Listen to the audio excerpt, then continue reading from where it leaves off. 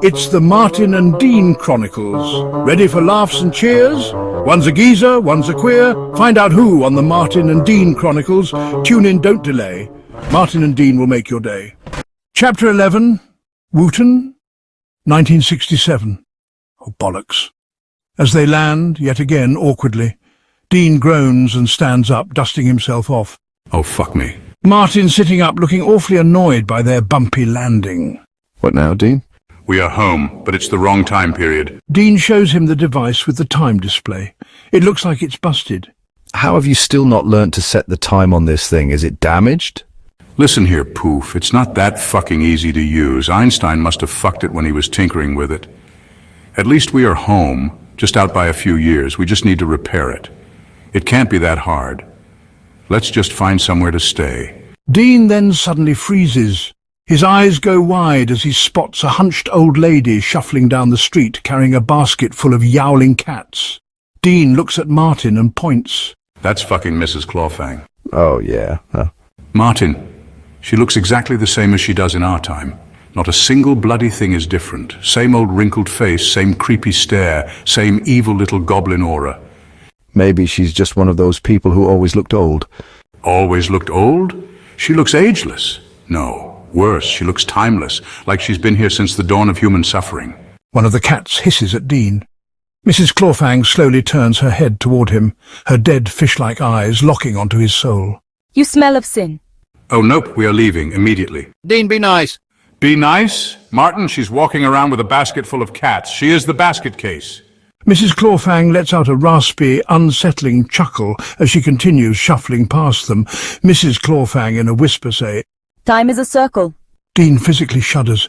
He grabs Martin's arm and power walks away. Dean lowers his voice. She knows? Knows what? Everything. I don't know how, but I can feel it. She's probably been watching me since I was born. Or before. Probably cursed me at some point. Wouldn't bloody surprise me. Oh, stop being dramatic. Dean throws one last nervous glance at Mrs. Clawfang, who watches them with an eerie, knowing smile. He shudders again and quickens his pace. As they walk the dimly lit streets of Wootton, their pockets depressingly empty. The Time Displacement Device was busted, they were stuck in the wrong era, and the only way to survive the night was to get some cash. We have no money. We have no legal money. That's the same thing. Not if you have initiative, Martin. Dean stretched his arms like a man without a care in the world, then casually turned his attention to a few unlucky souls on the street. A distracted businessman checking his pocket watch, a woman fumbling in her purse, a drunk swaying outside a pub, a wallet practically hanging out of his coat. Dean cracked his knuckles. Right. Time for some good old-fashioned redistribution of wealth. You mean theft? Tomato, tomato. Martin, as I said once before, steal from the rich for a geezer in need. Before Martin could argue, Dean was already moving. With the speed of a seasoned pickpocket, he relieved a man of his wallet, swiped a few loose notes from a distracted gambler, and lifted a coin purse from a woman too busy lighting a cigarette to notice. He returned to Martin with a satisfied grin. And just like that, we're back in business? Martin pinched the bridge of his nose. You had to steal, didn't you? Unless you fancy explaining time travel to a bank and opening an account under Mr. Not Technically Born Yet, then yes, I bloody well had to steal. Martin sighed, but took some of the money anyway. Fine. Let's just find somewhere to stay before you end up getting us arrested. A short while later, they found a modest hotel and booked a room. As they stepped inside, Martin took in the surroundings. It was small but livable, except for one minor issue. There's only one bed. Dean, already tossing his coat onto a chair, turned to inspect the situation. He stared at the bed, then at Martin, then back at the bed. That's mine. You're on the sofa, Poof. You're making me sleep on that tiny sofa while you get the whole bed? Damn right. What if I refuse? Dean narrows his eyes. Then I throw you out the fucking window. Martin folded his arms, glaring at him. We've been married for years. I think I can handle sharing a bed. Dean dramatically recoiled. Ugh, no, not happening. You'll be snuggling up to me in the middle of the night trying to touch my cock, you horny bastard. Martin rubbed his temples, exhaling deeply. Dean, I'm not trying to touch your... Sounds like something a man who wants to touch my cock would say. Fine, I'll take the bloody sofa. Dean grinned in victory, flopping onto the bed and stretching out like a king. That's what I like to hear. As Martin reluctantly settled onto the cramped sofa, he muttered under his breath. You'd think the man who has been through hell and back with me in time and danger would just share a bed. Dean snorted, turning over with a grin. Yeah, well, I'm a bastard like that. Now get some sleep. The next morning, in a quiet cafe bustling with morning customers, the smell of fresh coffee lingers in the air. Martin and Dean sit at a small table near the window, their cups steaming in front of them. Dean is stirring his coffee lazily, while Martin looks over a napkin with scribbled notes, diagrams of the Time Displacement Device. So we need a fixed stabilizer, get some wiring and some basic tools. Shouldn't be too hard to find. Hard for you, maybe. I've got ways of getting what we need. Your ways usually involve theft. Not my fault people are careless with their wallets. Martin sighs and rubbing his temples. Just don't get arrested, Dean. We've got enough problems without you charming your way into a prison cell. Relax, love. I'll be quick and subtle. You head back to the hotel and try not to have a panic attack.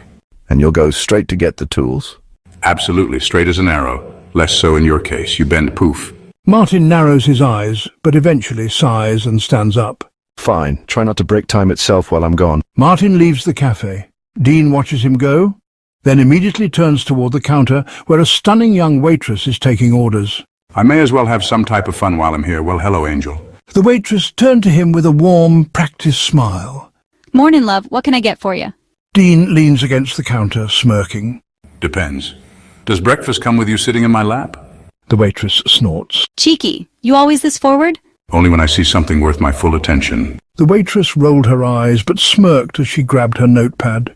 You want food or just the flirting? Both. But if I had to choose, I'd say the company's more important. The waitress tapped her pen against her chin, feigning thought. All right, Mr. Charmer. You buy me a drink after my shift, and we'll see if you can keep up. Dean grins. Oh, sweetheart, I don't just keep up. I set the pace. I'll wait for you. The waitress chuckled and walked off to put in his order. Dean watched her go, admiring every step. Dean waits, in the alley behind the cafe. The only sounds are the occasional passing car and the low murmur of a distant radio. The back door swings open and Barbara steps out, wrapping her coat around her shoulders. She lights a cigarette and exhales slowly, glancing around. Told you I'd be waiting. The waitress raises an eyebrow. You always this persistent? Only when it's worth it. She chuckles, taking a drag. You're not from around here, are ya? What gave me away? The accent, the devastating good looks, the raw, untamed masculinity? The waitress laughs, shaking her head. More like the arrogance. Guilty as charged. There's a brief silence. The waitress eyes him up and down, lips curving slightly. So, are you gonna just stand there all night or actually make a move? Dean flicks his cigarette away, stepping closer. Sweetheart, I set the pace. She barely has time to smirk before he grabs her by the waist and pulls her in. Their lips crash together, her hands tangling in his hair as he presses her against the cold brick wall. Cocky bastard. You love it. Before long, things escalate. Dean hoists her up, gripping her thighs as her legs wrap around his waist. Their breathing turns ragged, the cold air doing nothing to cool them down. The waitress name badge falls to the floors. It reads, Babs. Not wasting time, are you? Time's a luxury, love. And with that, he gets to work, raw-dogging her against the wall, like a man with no regrets. Later that evening in the hotel room, Martin sits at the table, inspecting the broken time displacement device, wires and components scattered around. The door swings open. Dean strolls in, looking smug and satisfied. He tosses a small bag of tools onto the table. Got the tools. Martin barely looks up, focused on the device. What took you so long? Had to negotiate a bit. Martin rolls his eyes but doesn't press further. He grabs the tools and starts tinkering. This thing's more delicate than I thought. If the temporal stabilizer fails completely, we're stuck here. Dean kicks off his shoes and flops onto the bed. Where did you learn all this shit? And oh, I don't know. 1967 ain't so bad. Some things about it are very nice. Martin shakes his head, adjusting some wiring. I paid attention to Einstein when he was fixing it. Anyway, 1967, my mum was in Wootton around this time and probably working in a cafe. Dean, mid-stretch, suddenly freezes. His entire body goes rigid. A cafe, you say? Yeah, I thought of it. When we was out earlier, best not bump into her. Dean sits up, his smirk fading as his brain starts making the worst connections possible. Your mum? Yeah, 18 years old, working in some cafe. Always said some bloke got her pregnant and then disappeared. Dean's face drains of colour. He stares at the ceiling in utter horror. Oh, fuck. Martin keeps working, not noticing Dean's soul leaving his body. Yeah, my dad was some mystery man. Got her pregnant, then buggered off before I was born. Dean is running calculations at light speed. Dean starts thinking in his head. That can't be right. That can't be her. Barbara? Was the waitress called Barbara? The Barbara I know is a miserable, moaning old cunt. He shakes his head violently. More thoughts race in his head as he repeats himself. No, the waitress. Surly that isn't Barbara. The woman I just banged was hot, absolute sex on legs. The Barbara that I know is a bitter old cow who looks like she's been chewing wasps for 50 years. Dean starts breathing heavily, his head to explode in thoughts. But if that was Martin's mum, and she got pregnant in 1967, and Martin was born the year after... Dean's hands grip his head. He whispers to himself. I just raw-dogged the shit out of her gash. My own husband's mum? Am I Martin's dad? Martin finally looks up and sees Dean staring at the wall in wide-eyed horror. Why are you sweating so much? Dean stiffs and starts laughing nervously. I am not sweating. Martin squints at Dean. Are you okay? You look like you've just seen a ghost. Dean almost choking. Something like that. Martin shrugs and goes back to the device. Dean just sits there staring at the floor, his whole existence shattered. I need a fucking drink. Dean grabs a bottle and starts gulping quite quickly. Moments later, the hotel room is now a mess of scattered tools, wires and components. The Time Displacement Device sits on the table, half disassembled, as Martin carefully reattaches a circuit board. Dean is pacing, rubbing his temples, still pale and rattled. There's no way. No bloody way. That was just some random bird, not Martin's mum. That'd be insane. That'd be... Done. Dean jumps up startled. Oi, poof, don't bloody do that. Martin rolls his eyes, flipping the device over and inspecting his work. The stabilizer should be fixed. We can finally go home. Dean claps his hands together, desperate for an escape from his spiraling thoughts. Right, brilliant. Let's get the hell out of this hippie-infested nightmare before I lose my mind. Martin adjusts a few dials on the device. Setting coordinates. Year 2020. Wootton, our time. Dean leans in, watching carefully. You sure? We don't want to end up in the bloody Jurassic era or something. It's fine. I triple-checked. Martin pushes a button. The device whirs to life, glowing brightly. Energy crackles around them as a faint humming fills the air. Ah, music to my ears. Let's blow this joint.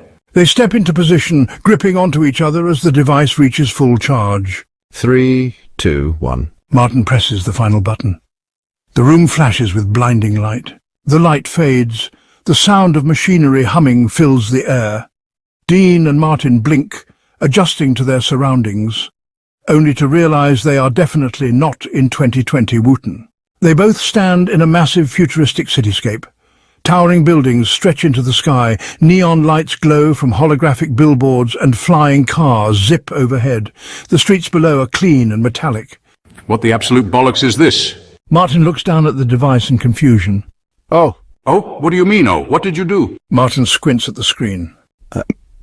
Might have swapped the 0 and the 1. Dean snatches the device and gapes at the display. Instead of 2020, it reads 2120. Dean stares at Martin. You absolute idiot, poof. Martin scratches the back of his head sheepishly. At least we're not in the past anymore. Dean throws his hands in the air. Oh, fantastic. Yeah, brilliant. We're only 100 bloody years too far. Suddenly, the device starts beeping. Dean looks at the screen. Power source depleted. Great. Now we need to go on a fucking quest to sort out its power shortage. Join us to continue the adventures by hitting subscribe. If you enjoyed our exploration, give us a like. And share your thoughts in the comments below.